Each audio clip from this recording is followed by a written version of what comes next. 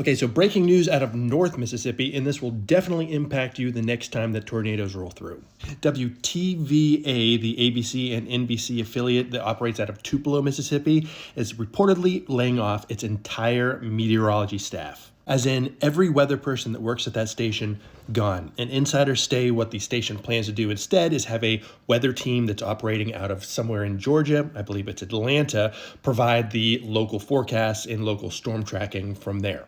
So first, let me tell you why this is happening, and then let me tell you why it's so dangerous. So local television in the United States is at a crossroad right now, and we are facing some difficulties nationwide. So across the country, you have large media groups who have gone into a lot of debt, buying up as many little TV stations as they possibly can. These are companies like Nexstar, Sinclair, Gray, and Allen Media Group, which is the one that owns WTVA in Tupelo, falls into this category. And the main issue with these companies is that they aren't in the game for news. They're in it for advertising revenue.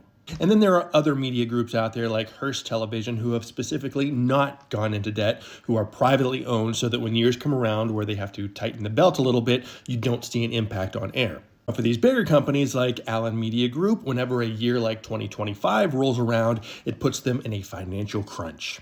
These are years where there are no Olympics, there are no major elections going on, and that means much lower ad revenues to keep those stockholders happy. And rather than take a path like cutting executive pay or something at that top level, what they do instead to cut those costs to keep their profits high is they make a lot of cuts at the local levels. One of the ways that they do this is by combining services across stations. This way they can still technically say that they're broadcasting local news even though the local news isn't locally produced. This is an issue not just happening in Tupelo, but all across the country. And here's the biggest problem with that. Not only is it taking these trusted voices and industry experts like the ones at WTVA and putting them out of a job, but it puts viewers at a huge disadvantage. I mean, just think about how long it takes a meteorologist to just learn how to pronounce our town names and our county names. Mississippi also has unique weather patterns. We also have patches of rural areas followed by patches of populated areas, and only a person that lives here truly knows which of those areas we need to focus on. A meteorologist who's from the north or from out west or even as close as Florida or Georgia, they may know the science of meteorology, but they're not going to know the place and they're not going to know the people. That impacts accuracy.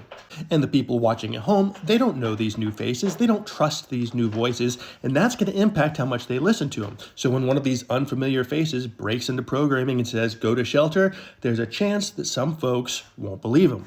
I mean, when it comes to weather, Mississippians are pretty stubborn folks. If we can't see the tornado from our front porch, a lot of times we don't believe it's coming. And sometimes the only thing that determines life or death for us is if it was a trusted voice that we know on TV telling us, you need to take this seriously.